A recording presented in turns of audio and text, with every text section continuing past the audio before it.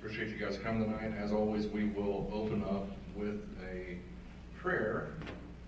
Do I have any volunteers that'd like to lead us in prayer tonight? I would. I'm not. Yeah. Oh, actually, yeah. Yeah. I forgot that you're a pastor. So, Yeah. you want the microphone? Can you guys hear me? Yeah. All right, here we go. Would you bow your heads, please? Our gracious Heavenly Father, you are an awesome, amazing, incredible God.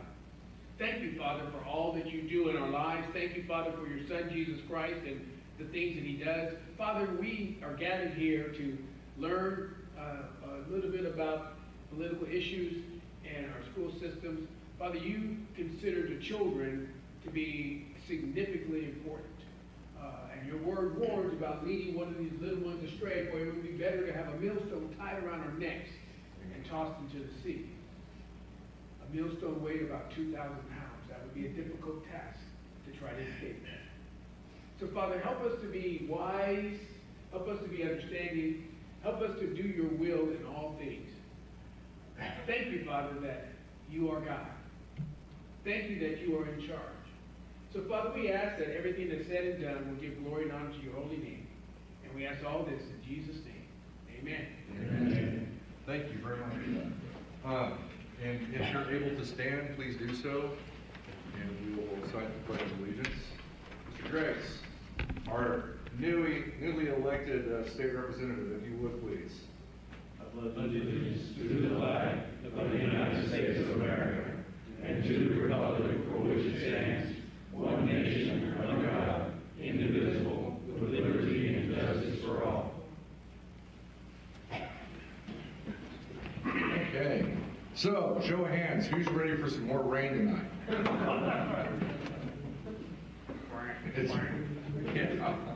It has been a ridiculous amount of rain out there. We have been chasing leaks like crazy, as you guys can imagine. So let's get started. For those of you who are new here, we do a thing called brigades, where we have a few different people that go around to different public meetings and just kind of observe, ask questions sometimes, and then report back here to the group. I did find out that the Ponca City Development Authority has public meetings. I think it's either, I can't remember, it's either the second Thursday or the fourth Thursday at 7:30 in the morning. I had a nice long chat with Liz Leeming the other day about that, so if anybody wants to volunteer for that, that'd be fantastic. Another thing that I found out here recently, we're not obligated by any law or statute for the school board to record our meetings any longer, so the school board hasn't had a meeting recorded and posted since last June. And the reason for that, supposedly, is what I was told, and it makes sense, because there's requirements for like transcribing the meeting for closed captions. And yes, Google AI can kind of do it automatically, but someone still is required to do that. And if we're not required to have the meetings posted, the district chose not to hire or pay someone to do it. That was their reasoning. Now, that said though, anyone is welcome to come and record the school board meetings, and then we can post them wherever we post them. So either I can record them when I go, or Claude, if you want to come to the school board meeting from now on too, as if you don't have enough things to do already. So it's just something to be aware of. That said, brigades, Sarah, or do you want to do city council first? Which one would you like to do first?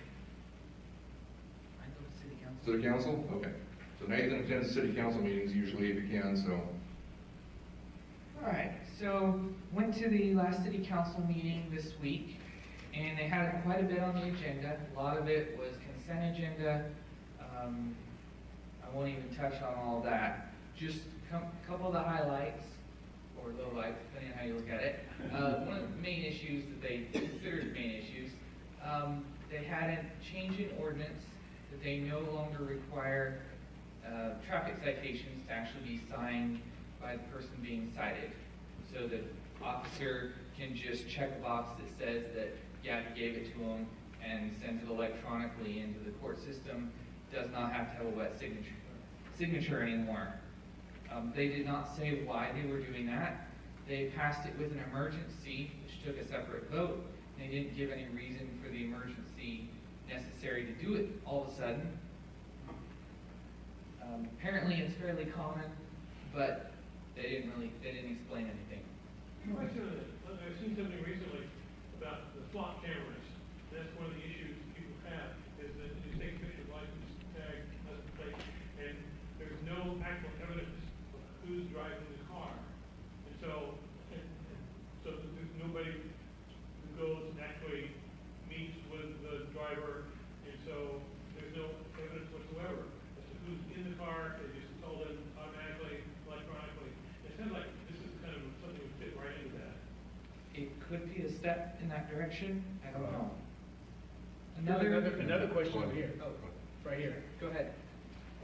My car caught on fire a while back, and I had it taken to the dump, whatever they did, and I didn't keep my license plate.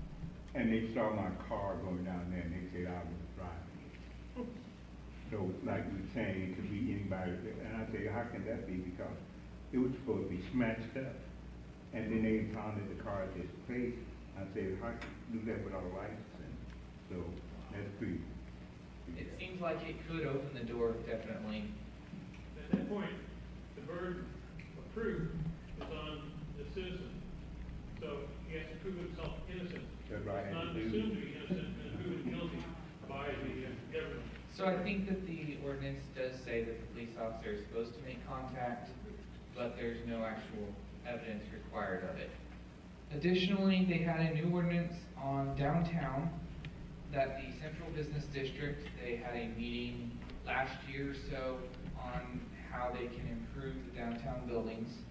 And one of the suggestions that they have run with and passed is an ordinance against unoccupied buildings downtown. And it has to meet 2 of 7 requirements, or to be categorized as unoccupied. One of those is being unoccupied. So that was just in a real cursory glance, an issue with that ordinance. They talked about that before though, didn't they? I don't know, but they passed it. I have And a question. What does it mean for them to have an ordinance against, like, are they threatening demolition? they are threatening fines, $300 per quarter, doubling every year. I just know that Enid has had a lot of trouble with the big old skyscraper, the Broadway Tower there, where it was bought by people out of New York State, and it was supposed to be renovated, and they just disappeared off the face of the earth.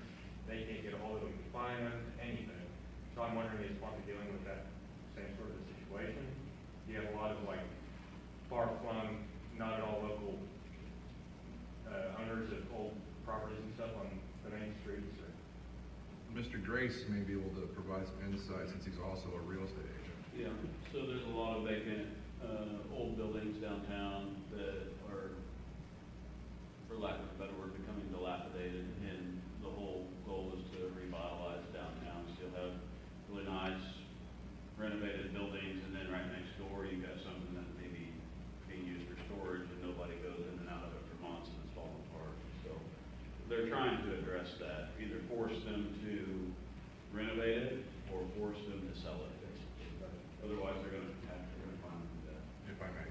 But what we've also seen in instances of those, Spencer, where you have someone that buys a building, attempts to do renovations, but then the city is constantly crawling up their colon and, oh, you're doing this wrong, you're doing that wrong, you need this kind of permit, you need that kind of, but yet at the same time, those things seem to be selectively enforced. Because like someone else down the street does the same thing and don't get past it. So they're really excited that this is their first opportunity that the code enforcement department can proactively enforce codes. They're real thrilled about that, and they're going to assign one of the officers to exclusively patrol, target something, the downtown buildings. Seems to me like this is going to make it really hard to get someone to buy a building downtown if you know that if you don't occupy it appropriately, they're going to fine you, including, in addition to the regular fines, if any officer is called to that location, they're charging the building owner $70 an hour per person. So if there's any code enforcement, any police officer, any fireman that is called to a locate address that they've determined to be unoccupied, they're going to charge the building owner, and it doesn't say that there's a requirement for a reasonable number of officers to show up. Brian?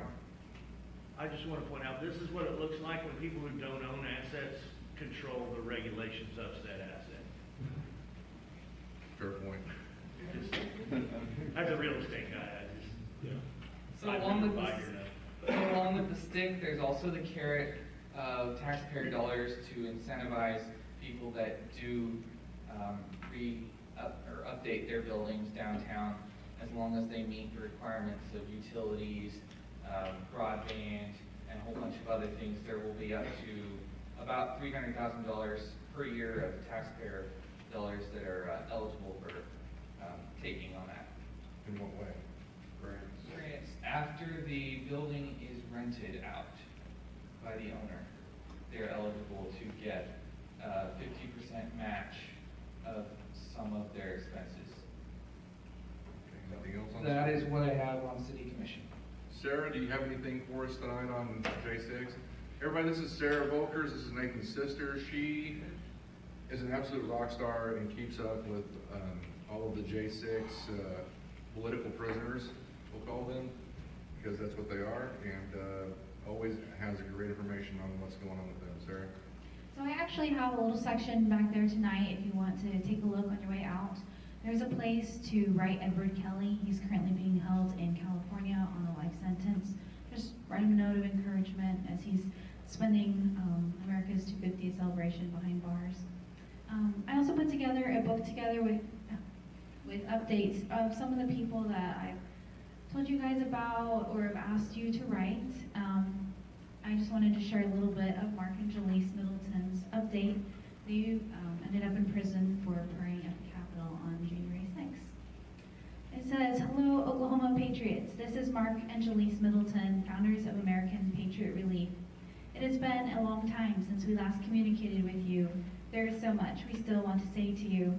First and foremost, we want you to know that Oklahoma has been the home of our favorite patriots.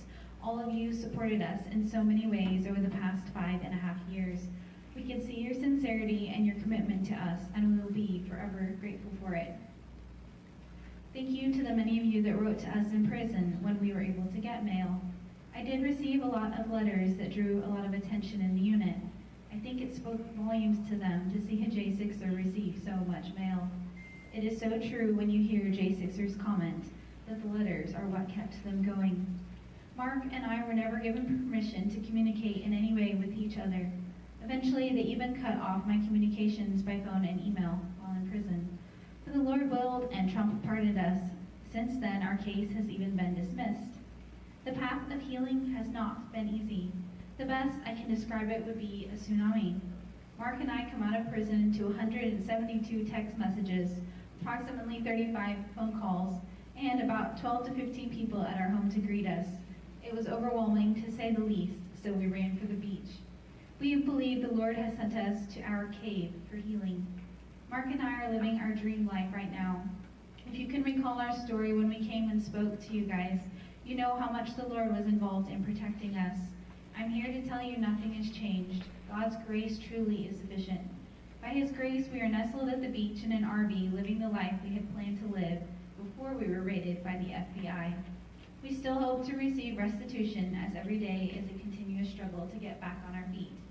It is not moving anywhere, as even the weaponization fund has been shut down at this point. We love all of you and wish you the best. I hope for an opportunity to speak at all of our groups out there in Oklahoma soon. In the meantime, I want to ask all of you to keep up the fight. We still have a few J6ers in prison, and their stories do not add up, making us believe there is still political persecution going on.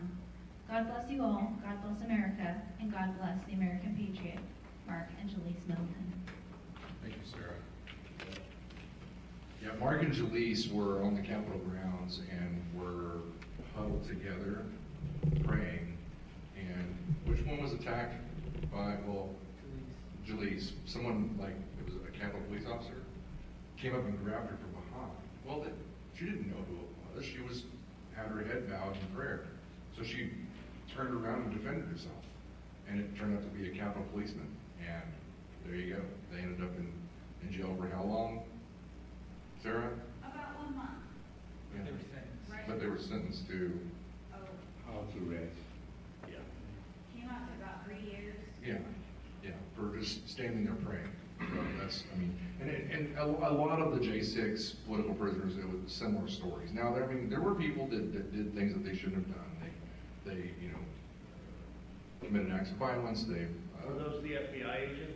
vandalized, well, you're probably not wrong. My gut instinct that night when I was leaving was simply that this was not Trump supporters. Trump supporters don't behave that way. Right. Now, yeah, Brian was there, my boss was there, he got I pepper smelled sprayed. foul immediately. He was outside, never went inside, but, he didn't get pepper sprayed, but there was like the canisters of pepper spray that went out, so he got gassed. Brian, did you get gassed? Not me directly, but I had to walk through some to get away, get out of there. When they started popping smoke, I was like, okay, this is. And then Brian started getting death threats. What's Because that? at the time you were a mayor of Newcomb. Right. And started getting death threats and stuff like that, which is ridiculous. So, anyways, People still do. sorry?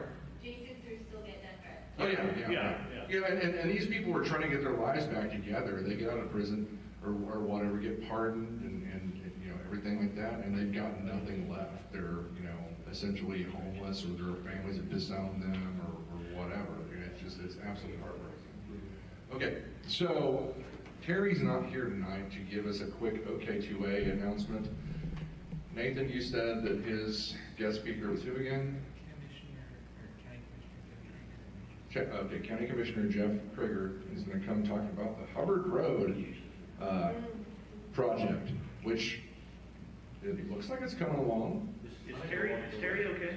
Huh? Is Terry okay? I don't know. I don't know what happened to him tonight. I didn't try to get a hold of him. I just assumed he was going to be here. What'd you say, Spencer?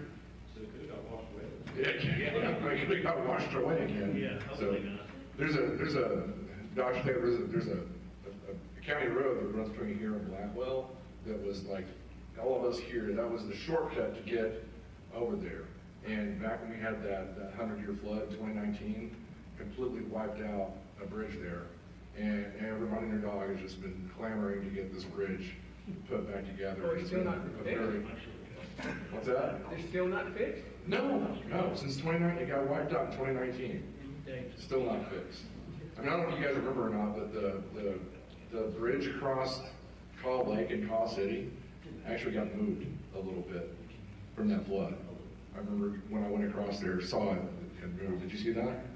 Yeah, I mean, there's a lot of water that year. Not as bad, worse than this year, believe it or not. So, and Terry doesn't have his fourth Saturday meeting anymore. So his next meeting will be the second Tuesday at Mary's Grill in Tonkawa at 6 p.m. So, Excuse me, Yes, ma'am. isn't he doing it, the fourth Saturday in Tonkawa, at that church? those were some candidate forms that he was doing prior to the primary election. Okay, so it's only for the Mary's. Yeah, so it's just the second Tuesday of each month at Mary's Grill at 6 p.m. Okay, thank you. So, so we have first Monday is school board, and so anyway. So there's that. School board update. Something that Nathan kind of touched on a minute ago about grants and stuff like that. So at the last school board meeting, I kind of got into it with the other school board members over the PCDA and their is it a grant, I guess? It's like a thing to recruit talent to our area. So there's a grant system that you can apply for, and what it is you're trying to entice people that live 45 miles away or further or across state lines to move to Ponca, buy a house. If you purchase a house, there's a $4,500 grant available to you, or if you're renting, a $2,500 grant. And I had an opportunity to kind of sit down and talk with some of the members from the PCDA about it a little bit. And I got to thinking about it. You guys know me. All taxation is theft, right? So I don't like the idea of out of our money money being handed to someone else as an incentive to move here. But then I started thinking about, okay, if they move here, if we can entice them to move here, as long as they stay, they're gonna regenerate that $4,500 within a matter of like a couple of years. So I'm like, okay, well, I'm a little bit more okay with it. Please don't think I've like flopped sides or anything like that, but I just wanted to admit to you guys, and I'm like, okay, it's not as horrific as it sounded initially. I still don't like the idea of things like that. Mostly because I don't. That's the role of government, though. Right, and I agree with you there. So, and that was kind of one of the discussions that me and the PCDA had. And I'm not supposed to go have a meeting with them at some point and kind of talk a little bit more, but you're absolutely right, that is not the role of government. The role of government is and I asked Spencer this that night, is to protect our rights, right? Or secure our rights, excuse me. Go read the Declaration. Yes. But anyway, so, and I'm just saying, I'm a little bit okay with it now, but I'm kind of on the fence about it, but I'm not like 1,000% against it either. I don't like it, I really don't. My thing is you guys, how many of you guys are from Ponca City and lived here your whole life? Well, there. How many remember the Huffy plant that we used to have a long time ago? So anytime you have a community that tries to incentivize a business to come here, that business doesn't really, they're not they're invested, but they have no loyalty. And then when the next shiny thing comes along, what's to stop them from moving there? I don't know if you guys, Bartlesville has a Walmart distribution facility, right? Well, Ponca was in the running for that. But Bartlesville gave them better incentives, and that's why it ended up there. So it's just, I don't know. Anyway, I don't know why I got off on that. School board, though, Nathan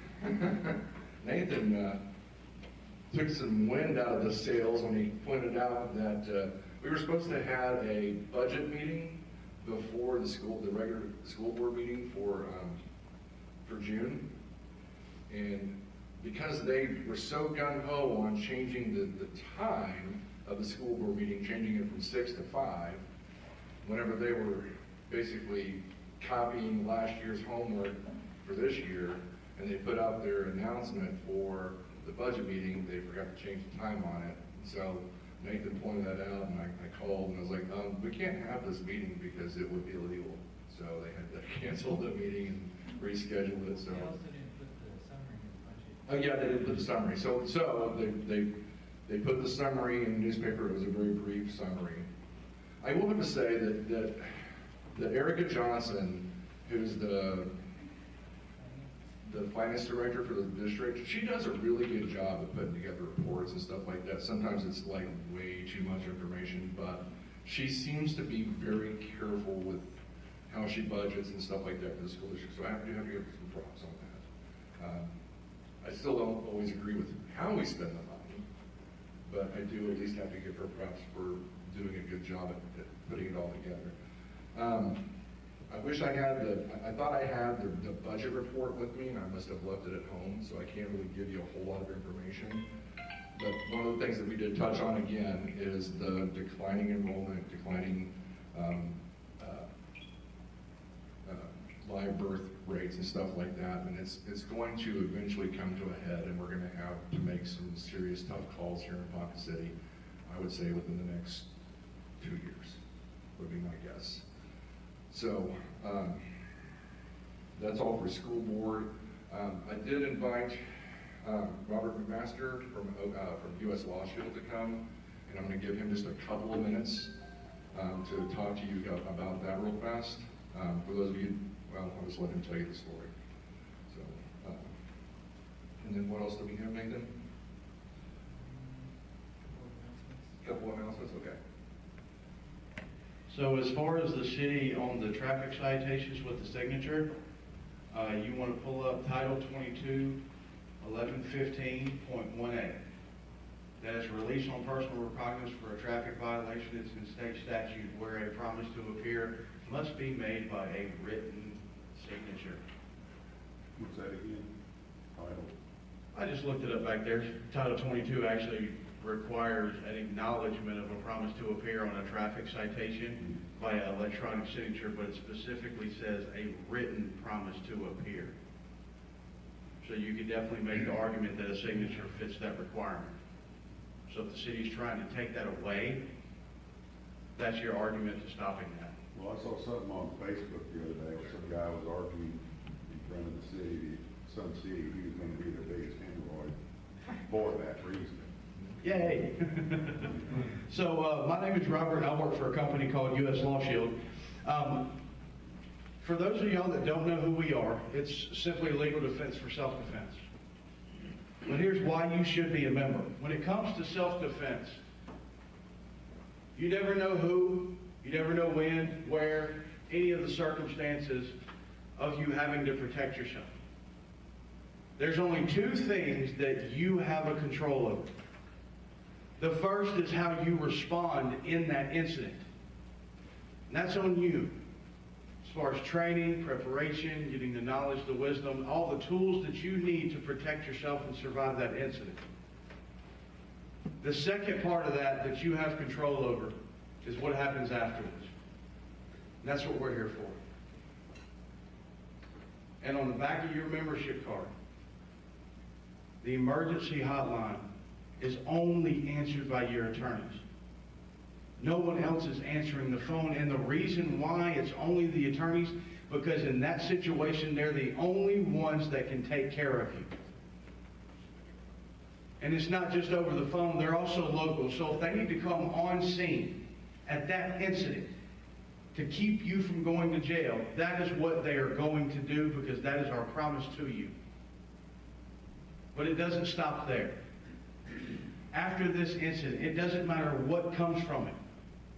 Any kind of criminal case, civil case, any kind of administrative proceeding, if you have a specialty license or a job, and then following afterwards with any kind of expungement process the attorney needs to do. They're going to take care of everything for you.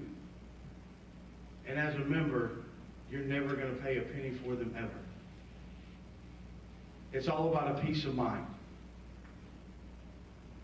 The first peace of mind is knowing that in that emergency, you have the people to come take care of you. The second peace of mind is financially, because you won't have to try and find the $20,000, $30,000, $40,000, $50,000 for your attorneys. That's what this card is for. Don Spencer with OK2A recommends us. We've worked with other organizations around the state, including the GOP, because we're the ones, when it's time to make that phone call, we're the ones that are going to be showing up and taking care of it. And it could be for any defensive use of force. From your fist to a firearm, anything in between. We've even had a couple of members that had to use their own vehicle to defend themselves, and we still took care of them, because that's still a weapon. So, if you have a few minutes after the meeting, come and talk to me. It takes a few minutes to get you fixed up, and you'll have that peace of mind with the card in your wallet, that if you ever have to protect yourself or another person, that you won't have to worry about what happens afterwards. Thank you. Thank you, Robert. Yeah, and with U.S. Law Shield, did you say that if you get into a situation like that, if you call that number on the back of that card, anywhere in the state of Oklahoma, they'll have an attorney standing next to you within, what, 2 hours, Robert? Could be less. Could be less, yeah. So.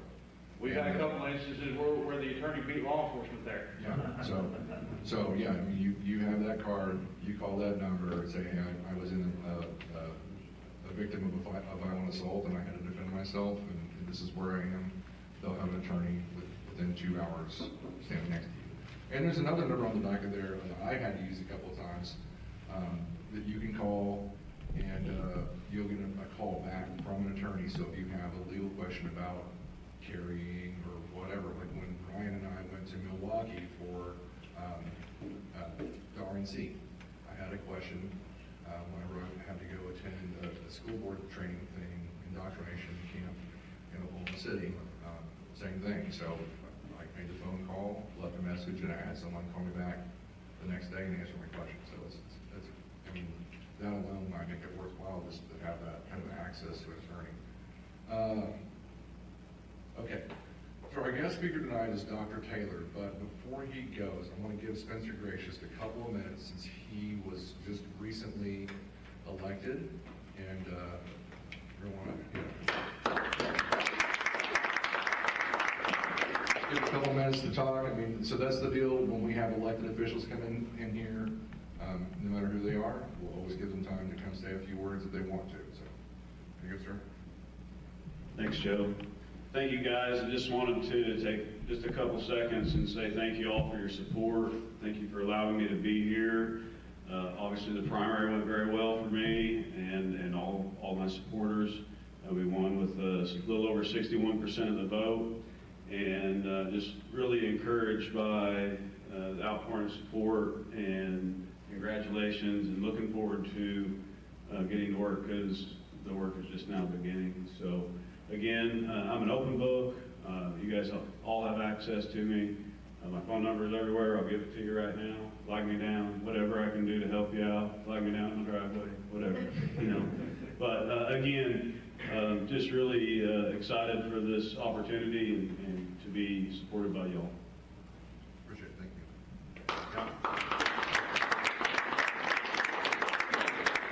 you. Spencer, the 90, you got 11. Go ahead. I guess if anybody's got any questions, I can. Yeah. Anybody got any questions for Spencer? Still a game warden for a little while longer? Yeah. I texted Spencer the night he got elected, and I said, "You messed up by giving me your phone number, because now I'm going to call you and bust your balls." So I mean, it's nice to have someone that we can approach. I appreciate you coming to these meetings. We all obviously understand that, you know, come session time, you may not be able to make it up here, but you're always welcome to come and speak and let us know what's going on down at the Capitol. If you want to relay something to one of us, by all means, go ahead and do that too. Have you had a good chat with Jeremy since the election? Not really. Okay. It's nothing bad. No, good. Yeah. No death threats.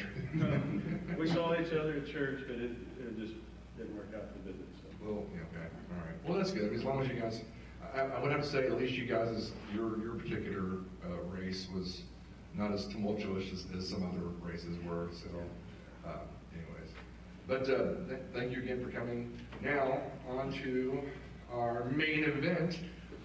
You guys would please welcome Dr. Taylor to the stage. He's going to talk to us about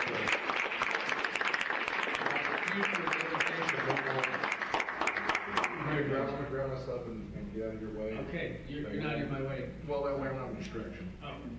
Well, I won't be seen because you're behind me.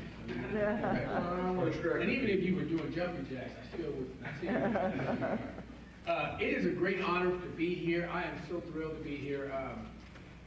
I thought that I was going to have a reenactment of Noah's flood as I was driving in with all the water, so I thought I might need to build an ark or something. Sure, But I will just tell you, you guys, for those of you who voted for me, thank you. For those of you who didn't vote for me, you should have. But anyway, you get an opportunity now to vote for me. I just want to share with you a little bit of this journey with you. You know, Luke 1:37 says, "For nothing will be impossible with God." You have no idea how much God was involved in this process for us. There were 7 of us running for this position. And there was a lot of them. I mean, we raised just barely over $7,000 for a statewide office, and we came in second. Just absolutely amazing thing that God has done. I did not want to run for this office. I didn't. I was not interested in it. I was asked to run from January of last year, and I kept saying, nope, no can do, and I could do it. Someone said, why don't you just pray about it? I said, okay, I'll pray about it. And see, I'm like Moses in the wilderness. Unless God says move, we ain't going to do anything. And so when there was silence, I interpreted that, I don't got to do anything. I felt pretty good about that. Well, in February of this year, well, let me back up. About a year ago, I'd spoken in Weatherford, literally on my book. It's biblical, not political, and it deals with the whole issue of how to vote for candidates and how to vet them. And so I'd spoken on that, and then Ben calls me in February and says, JT, out of the clear blue, JT, I think you ought to run for state superintendent of schools. And I'm like, how's the weather down there, Ben? Everything going okay? Just kind of change the story. And I get home and I tell my wife, I said, honey, strange thing happened. Ben, and she knows me, I said, Ben from Weatherford called and says, I think you ought to run for state superintendent. My wife says this to me, she says, and my wife's a godly woman, she says, well, I guess I better tell you what I did. Now, yeah, you don't want to hear that, you know. So I said, what did you do, honey? She says, I laid out a fleece. I said, well, what did you do? She said, I asked God, if you're supposed to run for this position, that there would be 3 people across the state who would ask you to run to be superintendent all on the same day. Well, that's pretty specific. I kid you not. 30 minutes later, I go to the bank to make a deposit. Now, my banker's name also is Ben, oddly enough. And Ben had voted for me when I ran against Tom Cole in District 4. So he had my poster, and we talked about those things. But to this day, he comes up and he says, you know, JT, I've really been thinking about this, and I think you ought to run for state superintendent of schools. So I just kind of like, uh-oh. Well, let me tell you, by the end of the day, 5 people. So I go to my wife, I said, well, honey, your fleece came true. I think that means you're supposed to run for office. And she said, oh, no. I specifically asked God if you're supposed to run, and this is what it is. So I'm like, oh, okay. So I said, okay, Lord, we'll go for this, and we decided to do this, and God has really been good in this process. And I'm going to just tell you, for me, I believe that it is not the federal government's responsibility to educate our kids. Amen. It is not the state of Oklahoma's responsibility to educate our kids. It is not the school district's responsibility to educate our kids. It's not even the church's responsibility to educate our kids. It's the parents' responsibility to educate our kids. The parents are the ones who are supposed to be responsible for their kids, not the school to be doing that. In fact, the school's job is to come alongside and assist the parents, not take over the responsibility. So the parents get to decide if they're going to put their kids in private school, if they're going to put their kids in public school, if they're going to put them in homeschool or charter school. That is all the parents' responsibility. Now, I believe very much important in parental empowerment. And so here's what I do. My superintendent at my school, I teach at Little Lakes High School. I'm in a rural district as well. In fact, we're so rural, we only have a Sonic, a Harps, a casino, you gotta have one of those, and a Native American hospital. That's it. That's all in our casino. We got about 1,300 students, K through 12. And so we are really rural in that. But my superintendent, Dr. Jay Thomas, he said I should tell people this wherever I go. And so I will. One of the things that I do as a teacher is the first week of school, everybody in the assignment, everybody will have an A on the assignment. I make sure of that. Because what my plan is, I'm going to call their parents. So I tell them, hey, I'm going to call your parents this weekend. Their eyes get big as sausage because they're not used to that. And I said, no, this is a good thing. I'm going to call your parents and I'm going to brag on you. And so they're like, okay, well, what does this mean? Well, I call their parents and I tell them, hey, I'm Dr. James Taylor and I currently have your child in either early U.S. history, government, or current events. And they have an A in my class and I anticipate that they'll continue to do A work. Well, what happens with that is, unfortunately, I've been in the classroom for 18 years. I've been in the pulpit since 1977. So I've been, teaching is teaching to me, whether I'm teaching the Word of God or whether I'm teaching the First Amendment, it's all the same. It's just a matter, what changes is the subject matter. And what's sad to me is in those 18 years, every year, I hear at least one parent who will say to me, you're the first teacher that's ever called and said something positive about my child. Now, I teach sophomores. I'll get to that in a second. I teach sophomores. There should have been at least 9 other teachers who have called and said something positive about that child. Okay? Now, let me ask you this question. When I call and say positive things about their child to the parent, does that create a positive or negative relationship with me and the parents? Positive. Okay, stop for a second. I'm a black pastor. And we are used to audience participation. Okay? So we want you to participate. Okay? Amen.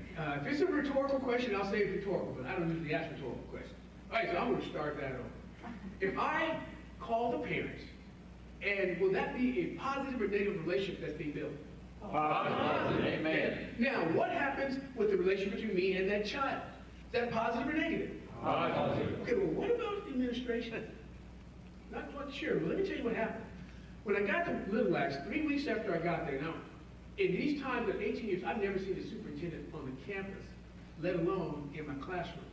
Okay? So during my planning period, here comes the superintendent, and I'm like, uh-oh, what's wrong? Because, you know, the soup just doesn't show up. He comes in, and he's the one who told me to tell people this. He says, you have no idea how you have impacted the community of Little Axe. I have parents calling me saying, I want my younger children to have Dr. Taylor when they get into high school. Well, guess what's happened? Since that time, my entire schedule has been changed to where I get every single sophomore that comes into class. Okay? Every single sophomore that comes into my class. Now, here's something that's going on. In my brochure, I mentioned this. In 2024, the perception of public schools was at 41%. Not good. In 2025, it dropped down to 31%. We have parents pulling their kids out because they're concerned about the public school system. Now, let me ask you this. If we were to get 10% of our teachers in our state to call and brag on their students, would that be a positive or negative thing? That would be positive. What if we can get 50% of them to do that? Would that be positive or negative? Positive. Now, I'm not going to go any higher because I'm not naive. Okay? If we can get more, that's even better. But that would change things because perception matters. If you change perception, you can change performance. Those things matter with people. Well, in this race, one of the things that I do in my classroom, this is, I have one of these when I have my jacket on. This is my textbook before I give my kids. I purchase this and I give this to them. This is a Declaration of Independence and it's a Constitution. This is what I purchased for them. And they put their names in it, and this is what they look at it, and they take it, and this is their textbook. Now, I also have other, I have replicas of original documents in my classroom that they can have and hold. And one of them I happen to have because I'm not in school anymore right now for the summer. And this is one of them. This is called the New England Primer. Now, I'm going to pass it around so you can see it. But be careful with it because it's getting fragile because I've passed it around for so many years. But it's fragile. But what it does is shows you, this was the first 200 years from 1650, how the kids in America learned to read. This is like the equivalent of a first grade reader. And you'll see that almost every passage, every letter of the alphabet was met with a scripture reference about what they were doing. This is how our kids learned for the first 250 years of American history. So the kids get this, and I have these original documents because original documents matter. You know, it doesn't matter if you have a Bible in the classroom or not. You don't have to have a Bible in the classroom in order for the message to get across. You use original documents, and that message is getting across. Because you look at what the original founders did, they talked about these things. One of the things we do is I'll tell them, when we look at the Declaration of Independence, I'll say, hey, turn to page 43 in your Constitution, Declaration of Independence. They turn to page 43, and then what we do is we compare what was written here compared to what Thomas Jefferson actually wrote. Okay, because there is a difference. See, most of us are being taught by revisionist historians now that are telling us that all our founding fathers were racist, they all wanted slavery, they wanted slavery to stay. That's an absolute lie. That's an absolute lie. There were 3 sections in the Declaration of Independence, the original Declaration of Independence, that exfoliated King George III for the issue of slavery and how evil these guys were, how bad this was, and how unchristian and how immoral slavery was. Well, we had 2 states, South Carolina and Georgia. South Carolina and Georgia had more blacks in them than they did whites because of slavery. They said to Jefferson and those others in the room, hey, guys, listen, slavery's a big deal for us, and so if we have this in our Declaration of Independence, we can't be a part of it. And we could not afford to have our southern flank open and just the British just marked right in. So they agreed that they would re-examine this in 20 years, and in 20 years they would eliminate slavery. Okay? That's what the agreement was. Well, here's what the problem was. There's a man by the name of Eli Whitney. He shows up into a plantation in the South. He saw what was going on, and guess what he did? He invented the what? The cotton gin. The cotton gin revolutionized the cotton industry. What the cotton gin was is what this is to us, literally. It changed everything. Now, one slave could bale 50 pounds of cotton in a single day. And cotton's light, so you're talking about that's a lot of cotton. And that's what happened. I say that a case could be made that the cause of the Civil War was Eli Whitney. Because had Eli Whitney not invented that, they would have ended slavery. That was the goal. But he changed that whole thing, and thus we have to have the bloodiest war in American history with the Civil War.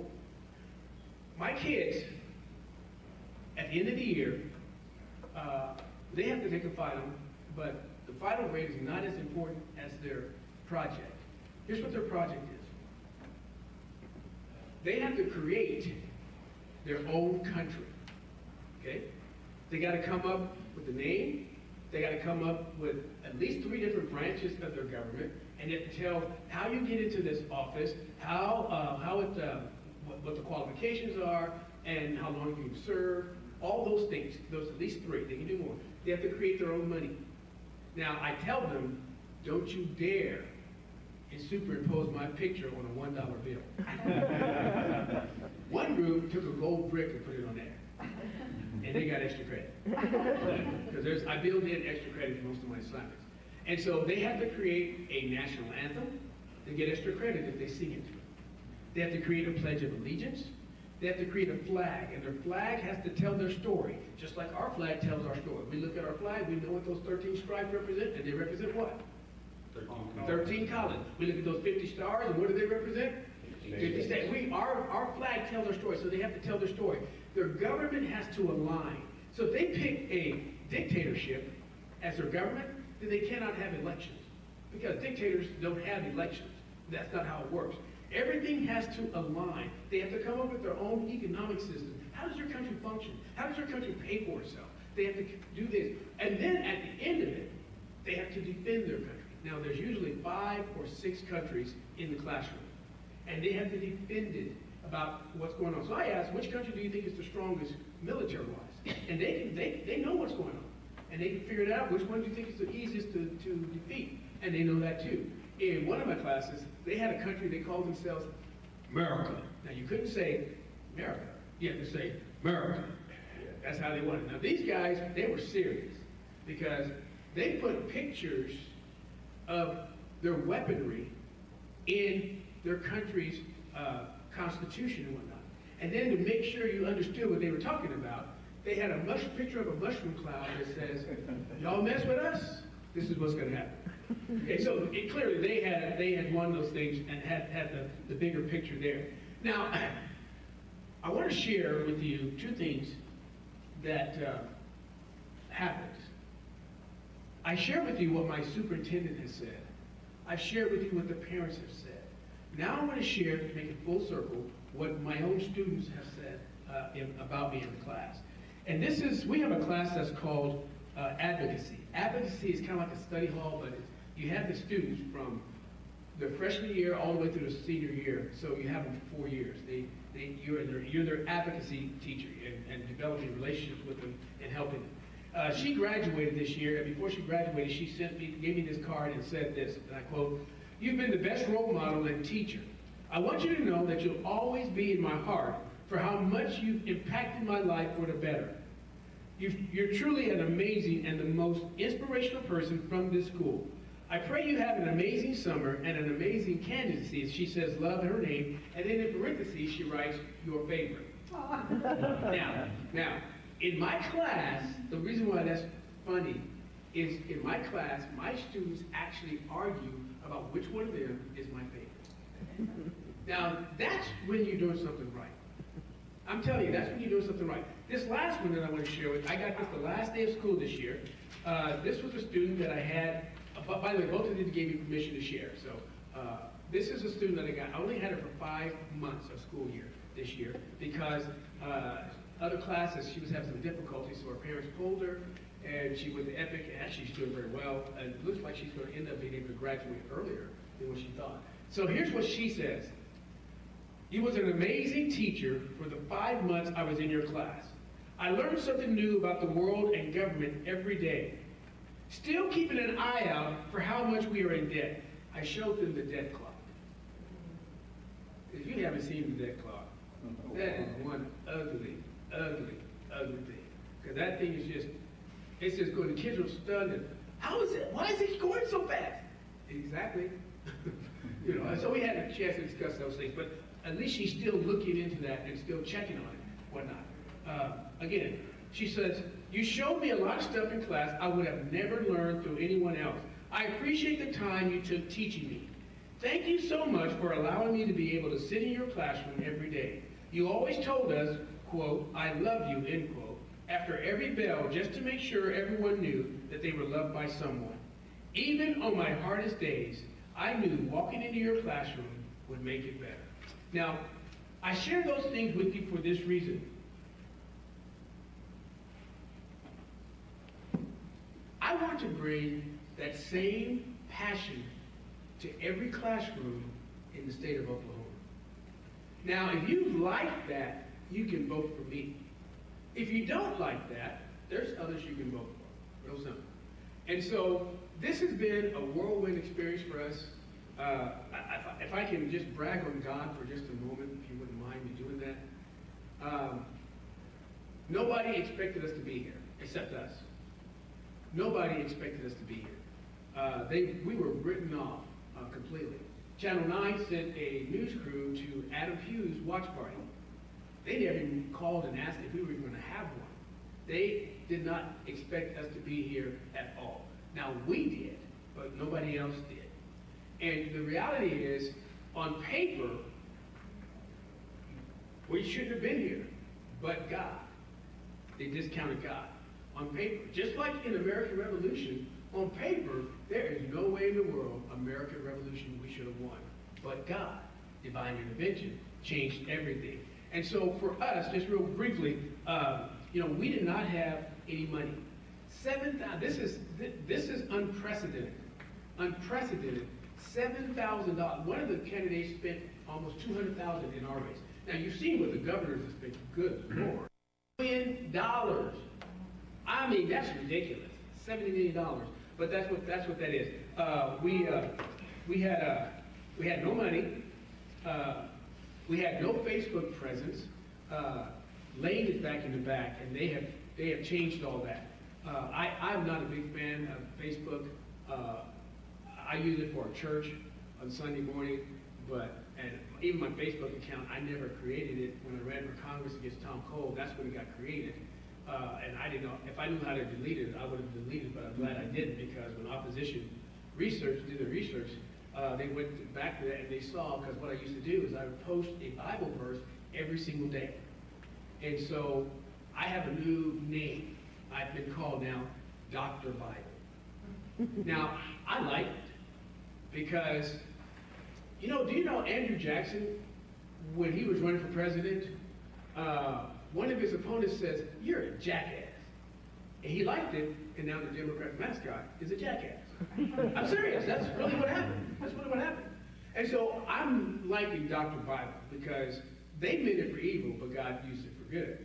And so, but that's kind of a fun thing. We had no Facebook presence. We had no presence on X, Twitter, X, whichever it's called nowadays.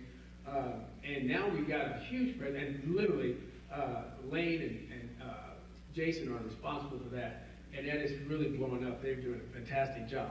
I would refer to our team. You know who our team was? Myself, my wife, Deborah Campbell, and our treasurer. That was our team. But there was one other person in our team that we consulted every single day, and that was God. Okay? That was our team. And because when you say our team will get on that, it makes it seem like you got a whole lot of people. But we didn't. We had God. That's all that we had. We had no X presence. We didn't have, we had to decide how we're gonna use our money. Because you gotta be wise. We don't got any, you gotta use it wise. And maybe our leadership in Washington and on Lincoln Boulevard can learn that, using our money wisely. So we had a choice. We were thinking, okay, do we want to buy a wall list? We didn't knock a single door. We did not knock a single door, which is very different than when we ran for Congress. We knocked as many, we want thousands of doors. But we didn't knock a single door because we could not afford the app to get it because we were running a statewide race. We had to spend $12,000. We said, okay, do we spend that or do we get some more signs? Because we're not going to be able to walk every house. So we'd be better off with some signs. So we only had 700 signs throughout the entire state, which is, I mean, you've seen 700 signs on one corner with one candidate, you know, nowadays seems like. And so we didn't have that.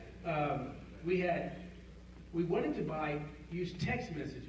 If they were going to be, you had to get the app first, and then you could spend 3 cents a text message. Well, we didn't have the money to get the app, so we couldn't do the text message. So we didn't even get to do any text message. We didn't have any money to advertise on television, to advertise on radio. We had nothing to be able to do that there.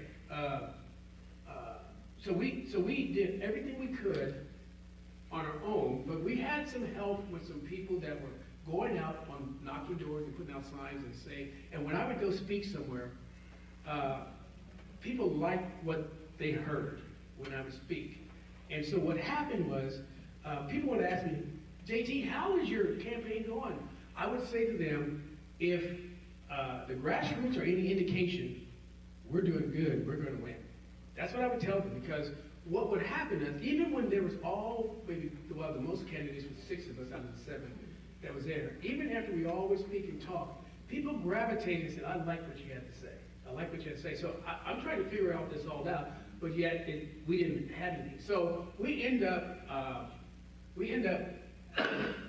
coming in second place, which second place is actually the best place to be in a runoff. See, because my opponent, he got 22% of the votes. I got 19. But that means this, that 78% of the people voted against him. Okay? So what I'm trying to do is work around and get all those people who voted against him to vote for me. And he's actually making that easy in some ways. I'm telling you, he's making that easy. And so on the night of the election, again, they didn't give us the time of day. They just completely wrote us off. At about 10:30, I get a phone call from a news reporter, and I could tell by her questioning that she did not believe what was happening. Her first question to me was, how in the world did this happen? And I said, this is the hand of God. God orchestrated this to happen. Next question. I don't understand. Because she didn't listen. She said, I don't understand. You spent a little over $7,000, and one of your opponents spent $200,000, and they lost, and you won. I said, ma'am, you're not listening. This was the hand of God. I give all the glory to God. I said, the problem that the media has and pundits have is this. You guys look at 2 things, and based upon those 2 things, you will determine if that candidate is viable. That's your word, not mine. And here's what you look at first. You look at how much money they have brought in, and you look at how many people have donated to their cause, and from those 2 statistics only, you determine if that person is viable. You don't consider 2 other things. You do not consider the grassroots, because that's what made a difference. And you do not consider the hand of God. Now, I will tell you, in the article, that stuff didn't even get in. But see, that's the story. That's the story. Now, you would have thought that the media would have been interested in a candidate that spends $7,000 and wins.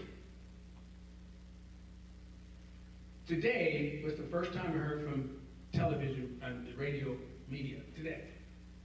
Okay, this is the first time. And it wasn't even about that. It was about setting up interviews. And so that's fine. That's going to be what it is. So let me just say this. I will open up for questions, but I would just tell you this real simply. Whoever gets into this position, they will look good. The reason they're gonna look good is because the legislatures have brought back phonics. Phonics is a big deal. They've taken it away and now they're bringing it back. They're bringing back cursive, writing cursive. They've arranged for additional funds for reading specialists. There's not enough money for that, and they need more than that, but they allow for it. They're moving in the right direction. In my flyer that I handed to each of you, you will see, well, I was going to say my family, but that's just partial family. Those are what's home now. I have a 40-year-old, a 38-year-old, a 30-year-old, and a 28-year-old, and then an 8-year-old and a 7-year-old. We got these two when they were 1 and 2, and we were fostering, and now they're officially ours. And there was like a 2.5, almost 3-year delay in adoptions in our state, and so it just took forever. But anyway, that's what they are. My daughter, she's going into 3rd grade now, but when she left 1st grade, that summer she was reading at a 5th grade level because she was taught phonics and she was taught cursive and she can read the Declaration of Independence in its original language. Okay? And she loves to read. I tell you, it warms my heart to walk into her room and watch her, see her reading the Bible. I mean, I'm telling you, that's all good for that. So whoever becomes a superintendent, they're going to look good. My style is not to belittle my opponent or anything else. There's a lot out there that if you're on Facebook, you've seen there's a lot that's coming out that's being said, and it's really interesting. I will say this, there's 2 books that are on Facebook right now. This is my book that I held up. We were asked to bring a book that we would like for people to read. At every single meeting I'd been to, I brought my book. They all knew what book I was going to bring, so I brought my book. It's biblical, not political. My opponent brought 3, and the 3rd book was entitled The Separation of Church and Hate. And you can Google it right now, and it will tell you what's in this book. This book is a book that is pushing the idea of LGBTQ+. It's not just pushing the idea of LGBTQ+. It suggests that the way Christians have interpreted what the writers of the Bible have said about this issue is that Christians have got it all wrong. Completely got it wrong. In fact, the author of this book suggests that the writings of Paul would have favored gender reassignment surgery. Now, I don't know how you can get all that out of the writings of the Apostle Paul. Now, listen. That is the type of stuff that does not need to be in our kids' schools. Okay? Now, you have a choice. You do. You really do have a choice. You're going to get to choose in here between the 2 of us. And just with those things alone, that's out there. But there's other things that are out there. They're trying to muddy up my name. They're trying to dismiss me. And here's what they do. If you read, you'll notice that they'll say Dr. Robert Franklin, and then they'll say James Taylor. And they don't say Dr. James Taylor. And so that's okay. That's okay. Let them play their games, because that's what it is. They're playing different games. But that's what it is. I'm going to stop talking because I can speak forever. You never give a pastor a microphone. What questions might you have that I might be able to answer? Yes, sir. I just have a comment. When you're speaking, it reminds me of my childhood. My mother her father was a Choctaw Indian. He had to drop out of high school when she was 16. Yet she taught my sister to read. My sister was reading at 4 years old. And everybody in our community, the parents were teaching, because when parents took their kids to church, they didn't want them reading like like that, so they taught them at home. And it wasn't a big deal. That was before daycare. It was in the 50s. Yeah. And if you Google Robbins, Illinois, that is where the Tuskegee Airmen got their training from. And they had an airport and everything like that. And we had high expectations we had white neighbors and black neighbors, we didn't know what integration was. I mean, segregation, because we had one high school everybody went to. And like we were saying, we had high expectations, the parents and the positive. So what you're saying, it will work, it does work. Well, see, that's, what you're saying is the reality. We have dumbed it down. Right. And instead of, kids will rise to what you expect of them. I wish I'd have brought a sample of the work they did with their country. You would be impressed by their country that these kids have created. And because, see, to me, I want to know what you know. I don't want to know if you know how to fill in a bubble sheet, A, B, A, B, A, C, A, B. I don't even know that. I want to know if you know the reality of how the government functions, how this stuff works. And so we have dumbed it down. I mean, I'm just telling you, we've dumbed it down. We keep lowering the standards rather than expecting the kids. I tell my kids, just like I tell their parents, I expect them to continue to do A work. And that's what I expect. And I tell the kids that too. So you're right, we have unfortunately moved in a direction to dumb stuff down. Yes, sir. What's the most? And congratulations to you. Thank you. What's the most unique name that one of your classes came up with their country? Gosh, that's a good, I hadn't even thought about that. I'd have to think on that, because they come up with, some of them come up with weird, they did one, it's a TV show that they liked, and they named their country after this TV show. I'd never heard of it.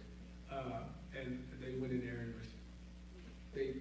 but their countries have to line up. They can't, everything has to fit, and because they have 2 weeks to do it.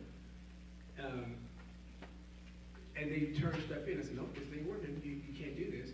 So they get it. They get it. I have to think about that. I have to look. What I'm going to do is I'm going to look at this. So next time I ask that question, I'll be prepared. Yes, sir. How does somebody help your campaign? The best way you can help me, And where do we donate? the number one way how you can help me is by prayer. What? By prayer. Asking God to continue to give us his favor. That's the number one way how you can help me. The second way is to vote on August 25th and tell your friends to vote. And then the third is to donate. We spend all our money that we have, so we need more money.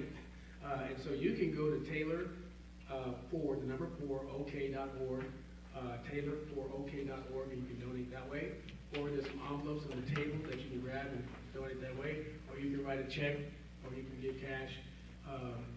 Whichever. But those are the 3 ways how you can help our candidate go, because this is we didn't have a paid consultant. We still don't.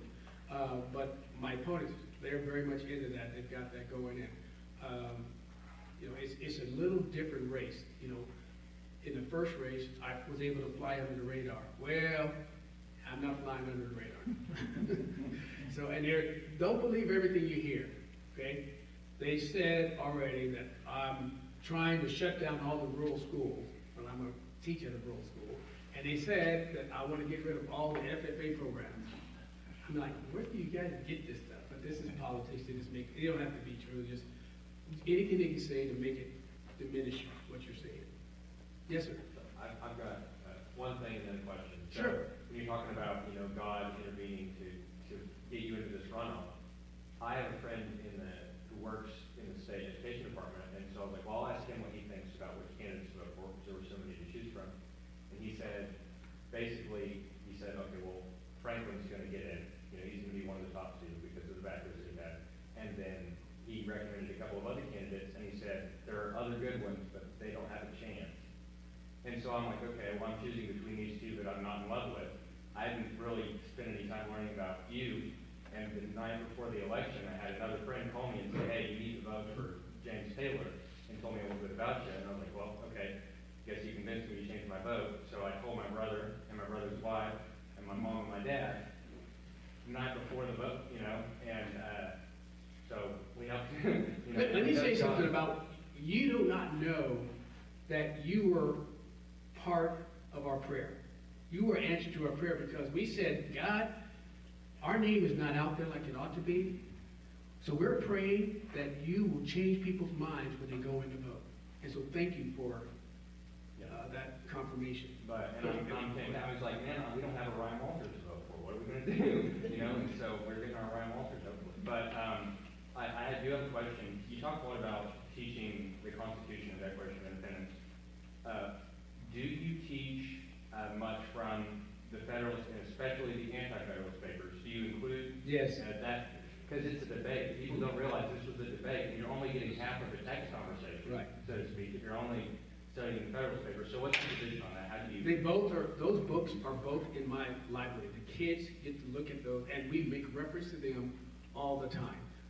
And just for reference, the Federalists were, this is simplified, the Federalists were wanting the Constitution to be ratified.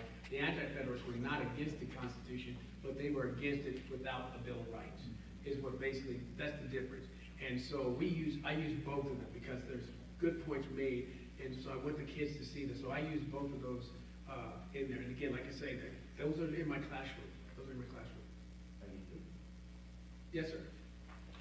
A lot of schools are moving towards less screen time, banning phones. Mississippi being the prime example, they were at the bottom. They did away with screen time, did away with phones. They have less disciplinary problems, and the grades have all gone up. How do you stand on this? Well, Mississippi's situation, people think it was an overnight success. That was a 10-year program. That was 10 years. And our state has banned cell phones already. So cell phones are banned, but your kids are still using them. I'm just telling you. I did a survey in class. I said, guys, you're not going to get in trouble. I just want to know, how many of you are still using your cell phones?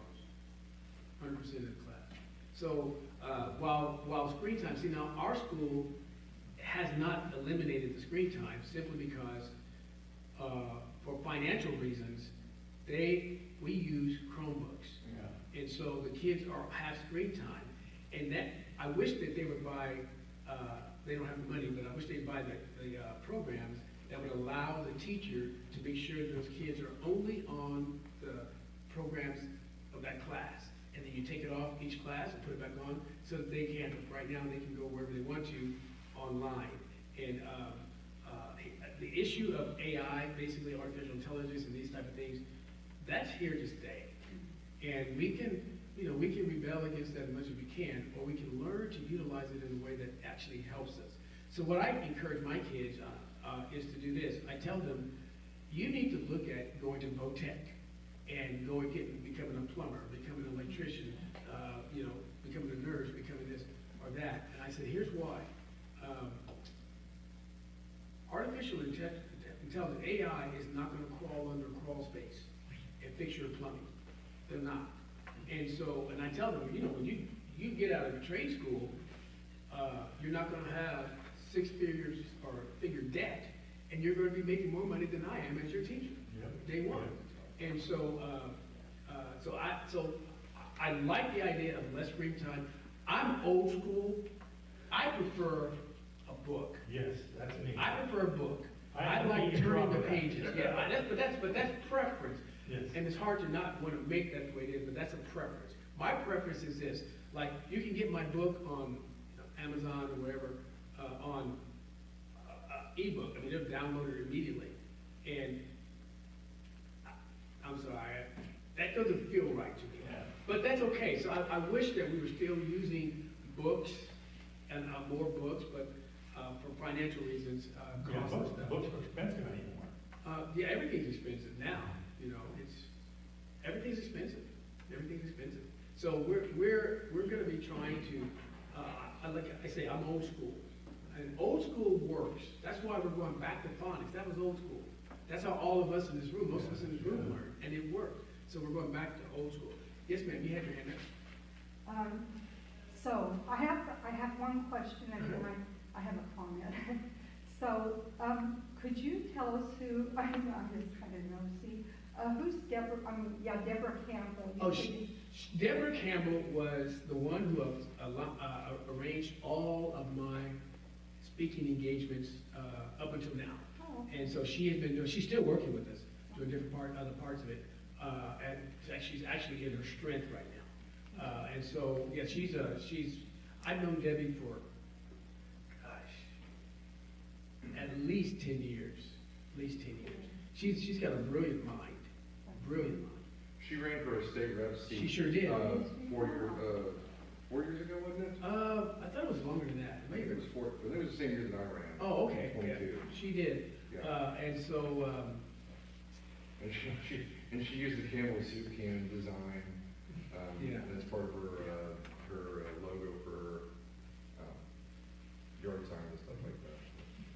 yes, ma'am. Okay, so the other thing is, I would really like to talk to you. I know that people are gonna be talking to you. I'd really like to talk to you before you leave. I'll I stay would here like and to talk answer any to question you guys also. want when it's time to go. Yeah. Yeah, I'll be glad to visit with anyone Thank here. you. Yes, ma'am. Yes, sir. Yeah, just one last comment. You were talking about using, books and stuff too hands-on is really better because I made 100 on my test for auto mechanics. But when I got out there in the lab in the field, there was people there who read the book and they had to cooperate on it. Yeah, Together on that, and then about taking notes, they found out that we take notes, actually it's better than giving a piece of paper, because when you take notes, you're actually putting it into your own words. That's right. And so when you look back, you can understand Yeah. what you had Yeah. better than. Yeah. So, a lot of old-fashioned school Yeah. is really, Well, when I was in college, I never spent an overnight, never had, because after my class was over, after I'd taken notes from the class, I go back and then I would type the notes, okay? And then the next day, I would do the same thing, and then I would review the notes before I went. Didn't take that long. And so I did that. So all of my friends are cramming for the test, and I'm just relaxed, calm, cool, collected. They said, "You're gonna fail." I said, "No, I'm not." I said, "Well, ask me anything." They'd ask me, I answered it. They'd ask me something, I'd answer it. They said, "How are you able to do that?" I said, "Because I prepared." You know, and so that's what it is. I have a teachable spirit, and so, you know, I know that there's some things up at the office of the Department of Education that I will not know, you know, but I have a teachable spirit to be able to learn, and I also know to have. I've already been in contact with some folks about being in certain positions where my weaknesses are.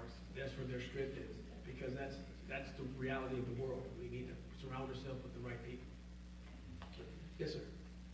You have a list of priorities you're gonna work on as superintendent, and Yes. a plan of how you're gonna Yes. accomplish them?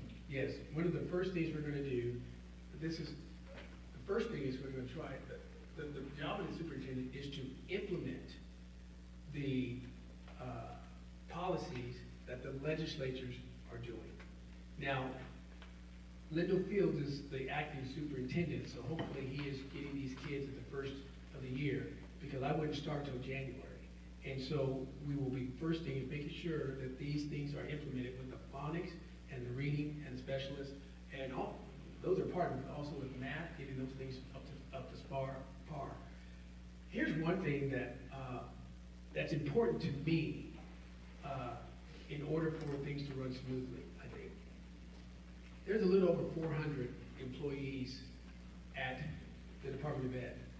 And in the first couple of months, my task is going to be to find out what makes them tick, so to speak. Let me explain it this way. I want people to give their maximum of their ability. And so if I can be a source of encouragement for that, that's what I want to do.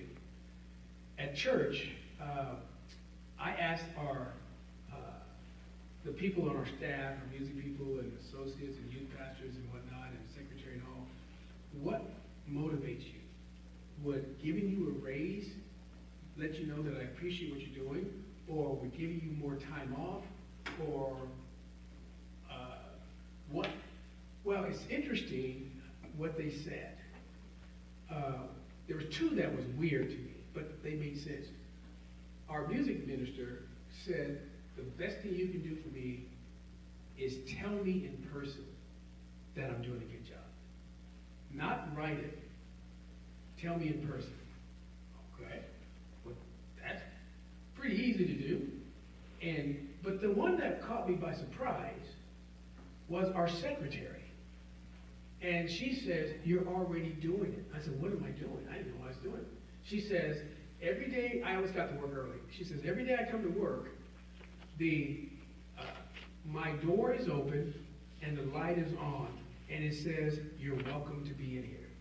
And I said, I don't understand. She says, well, this was in the winter time, so when she's going home, and gets home about 5, it's already dark. And she says, when I get home, the lights are off, and it looks uninviting, because there's no porch light or anything out there.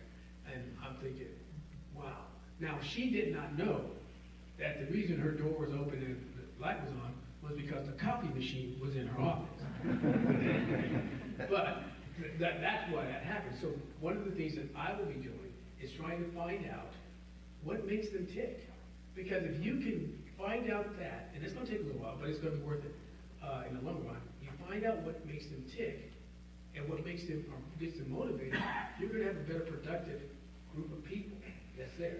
I also think it's going to be important to have an audit of how the money's being used in different areas.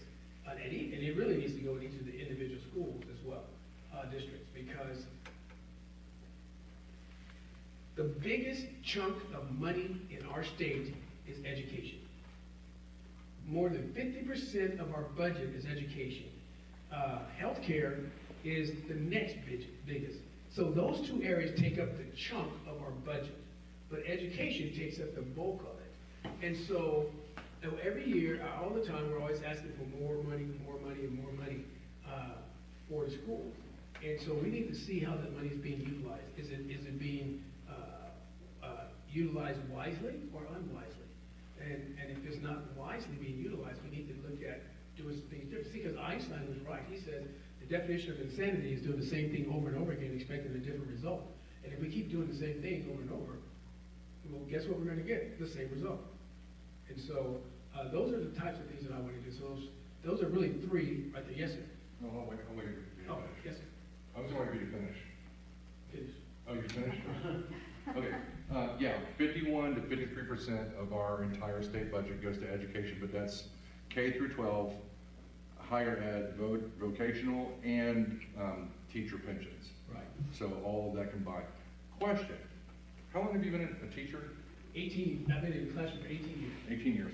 So you've seen several governors, superintendents come and go, state boards of education come and go. Can you give us a handful of things that you can see that previous administrations, previous superintendents, previous state school boards have done that you as a teacher, not a superintendent, not an administrator, not as a candidate running for superintendent, but like you as a teacher, that have been the most frustrating to you? Testing. We are tested too much. It should be, the ACT test should not be a requirement. The legislatures need to change that, because 80% of the kids, they're not going to graduate from college, and many of them don't go. That's why I encourage them to go to VOTEC. So we are tested galore. Here's what happens. We have 2 days of prep for the test, for the ACT. 2 days of classwork that they're not getting educated, and then they have the test, which is a days where they're not. So you got 3 days for a test that they have to take. So that's one of the things that I would say that needs to change. Here's another one. It's called the ICAP. The ICAP is required for freshman, sophomore, junior, and senior year. It is called what you do with the ICAP. I don't even know what ICAP stands for, but what we call it is the ICRAP. Is what it is. But here's the concept behind it. The concept is you should. The concept was we want to know what these kids want to do with their life after they get out of high school, and so they give them these tests, like a career assessment test, that they're looking at. And I will tell you that they could care less. They don't answer the questions. They just bubble in and turn the page, and they sometimes like make cool patterns of the answers, and they're not doing it. So the purpose of the test is not being realized in reality. So they're just doing this, bubbling an answer sheet, and it doesn't mean anything. And the problem is, it's part of requirements for graduation. And so that's ridiculous. to require that. And so if you get to your senior year and you haven't done it your freshman year, guess what? You gotta do it your freshman year, your sophomore year, and junior year. You gotta take it 3 different times if you've only done it your senior year. That's ridiculous. And so those are some things that the state has done. I just think that we're tested too much, and we spend 2 days prepping them for the test. So we're testing them, we're preparing them for the test rather than preparing them for life. See, You're teaching to the test. That's exactly what they're doing. They're just teaching to the test. Yes, sir. And follow up on that, the ACT test is required, Yes. but that's also one of the metrics that is used to rate Yeah. Oklahoma being in the bottom 50th percentile, or bottom percentile. Well, if you've got 85% of the kids that have no desire to go to college, they have no desire to do well on the ACT. Not only that, we test every single student. So if you have someone here from another country, whether they're here legally or illegally, they still gotta take the test. If they can't even read English, you think they're gonna do well on the test? No, they're not. And so, I mean, there's a whole lot of stuff. That's why I think, and some people don't do well on tests. I mean, that's why my final does not weigh as much as their project. Because I want to see what you know, not just bubble in an answer. So yeah, you're right. So anything other than testing has been a source of irritation over the last 18 years when it comes to superintendent, yes. governor, legislature, Yeah. etc.? When teachers want support. Teachers want to know that their administration has their back, that they are supportive of them. This is one of the big reasons why a lot of Oklahoma teachers leave. It's not, the big issue isn't money. That's a misconception. The bigger issue is that they are not supported in their classroom. They do not have the resources that they need in order to do their task.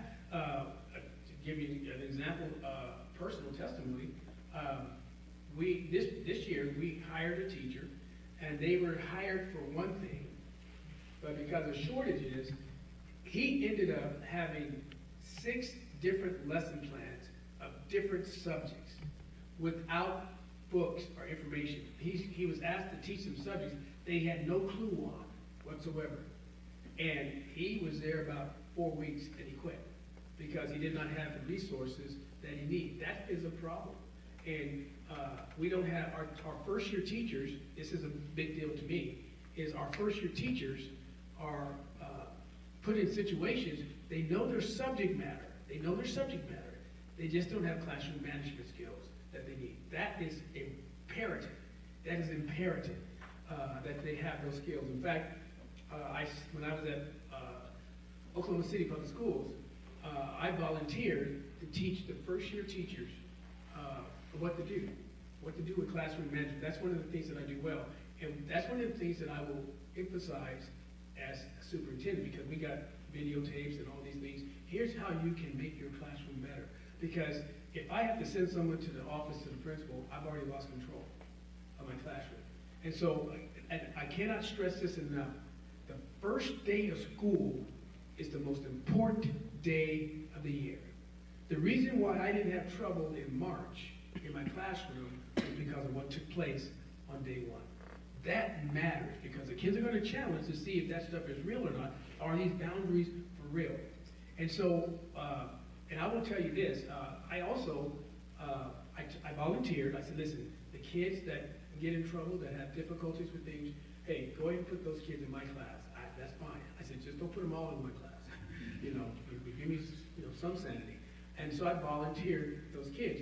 And I will tell you, kids respond. I tell my kids, and as the one said, I tell my kids every day, hey, I love you guys. Y'all have a blessed day. As the year goes on, they begin to recognize that I actually have their best interest in mind. And they respond better to me than other teachers. And the teachers will say, you have so-and-so. How are they in your class? I said, they're great. They said, what? I mean, they have a hard time with it, But that's really it. It goes like this. I like movies. One of the movies I saw was Top Gun Maverick. And I don't know if you saw that or not, but in the movie, there's the character Maverick is Tom Cruise's character. And he's talking to another pilot named Rooster. And in the conversation, Rooster is talking about how the planes that they are going to be flying against are superior to the planes that they have. They're faster, they're swifter, and he just says, hey, this is going to be tough. Tom Cruise's character says, it's not the plane, it's the pilot. And I will tell you this, for every classroom in Oklahoma, in America, it's not the classroom, it's the teacher. I'm telling you, the teacher makes the difference. And my hope is to have an influence upon all of the teachers in our state to where they have a desire to make their classrooms better. I know most of them do, to improve their classroom, to make sure that their classroom management is second to none, and that it is good. It's a good experience. Yes, sir. So I have a question.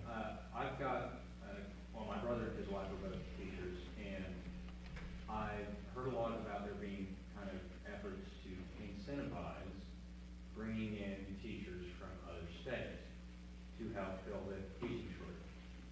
Personally, I hate that idea. I don't think we need Californians teaching Oklahoma kids, and I assume that's probably what it's going to turn into.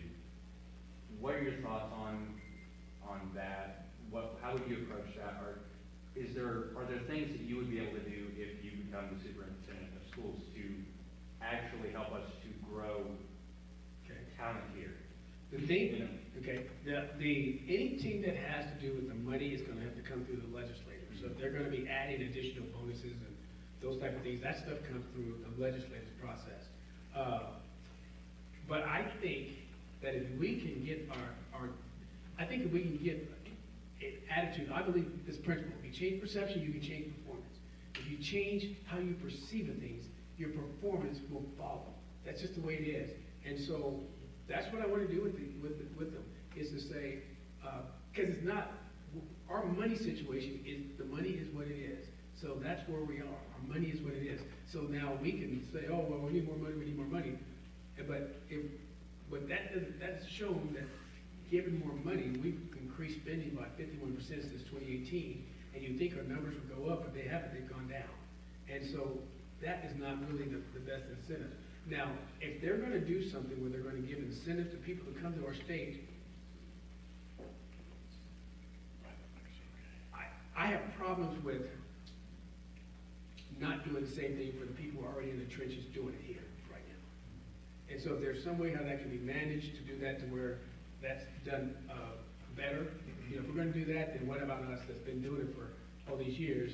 Just because they're brand new, they get all these bonuses, and you don't get anything. It's kind of like your cell phone company that lets you get, your new one. So we give you all these benefits, but you've been with them for all this time, and your bill just went up. Yeah. Hey guys, I'm sorry. I'm No, gonna cut you off. fine. No, I promised to let last month. We were here till like after 9:30, and she was flipping the light off and on us. So I promised her this month we would not do that. Okay. So I'll be back there in the back to yeah. answer So your and questions. you guys know how it kind of goes. We'll Yeah. And there's over the signs next, back like there. 10 minutes, we'll kind of like start meandering out the door. It'll take a little bit. And don't be afraid to give money. That's absolutely right, yes. Hey, there are a couple announcements that Nathan wanted to make that I got in a hurry and I didn't do, so. let him And thank you answer. guys for allowing me.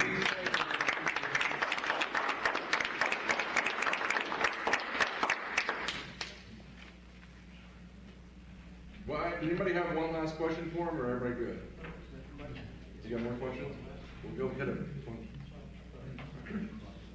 All right, so Jaden Terrazas was not able to be here tonight. He was really disappointed missing Dr. Taylor. He asked me to thank everyone for their support in his campaign, and he said vote Dr. Taylor on August 25th. In these back, I have sign-up sheets for collecting signatures for State Question 840. If you were here last month, Charles Key talked about that state question. If you missed it, Either way, if you want to sign it, it's in the back. Basically, it gives each legislator the right to have 3 bills heard when they are in office. Currently, that is not the case. There are many legislators that do not get any bills even heard. This would take that out of the leadership's hands and make it a lot more fair. If it's a bad bill, bring it up, vote it down, move on. But don't just kill stuff in the That's background. right, because if Spencer has a horrible idea, he at least should be able to have it heard. If Spencer has a good idea, he should at least be able to have it heard. Hopefully he has more good ideas than bad. And Saturday, the state GOP is having a 250th celebration down in Oklahoma City. Tickets are on the website. I think it's like $35. Kids under 12 are free. They're going to have a bunch of speakers. Brian Hobbs probably has more information on that, but encourage you all to attend. Our county is going to have a table, and so we brought some of the stuff that we're going to have on that table. We have a giveaway that we're doing to raise a little bit of money, and then information on the J6ers. The following I tried to get Charity to let me set up a dunk tank for our county, but she would not allow it. Thank you for trying. I tried, I really did. I was like, I'll bring a truck and a trailer down there, I'll go find one and rent it, I'll be the first one to strip down into a speed, well, not a Speedo, but I'll get up there and let you guys dunk me all day long if we could raise some money. And I thought it'd be fun, but she's like, no, we can't do that.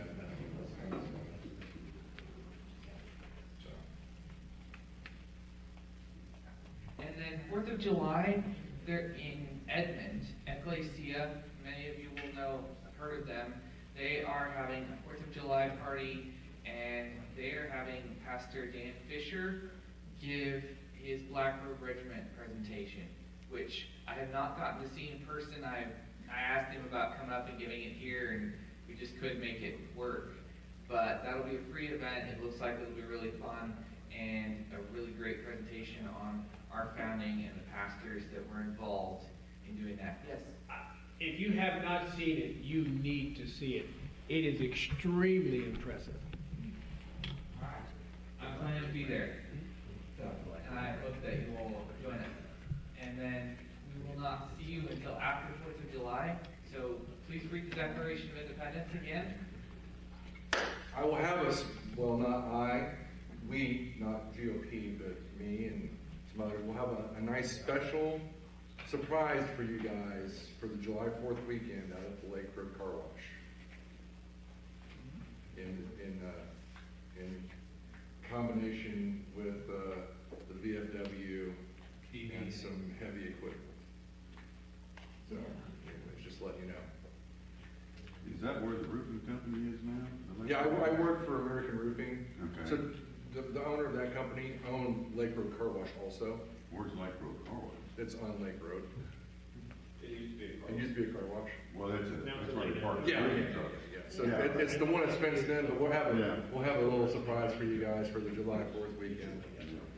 I'm sure you guys probably kind of figured out what that is. So, I think that's all I have. anyways, thank you guys again so much for coming tonight. I really appreciate it. Please, if you haven't already, please sign up for the signature gathering for SQ 840. That would be fantastic. By all means, please, everybody, pray. You know what, as a matter of fact, since we're a little bit early, would you like to close us out in prayer as well? Father, you are a good God. You are an awesome God. We thank you for this meeting. Thank you for the questions. Thank you for what's going on in this county. Father, we pray that your will be done. Nothing more, nothing less, and certainly nothing else, because you get all the glory.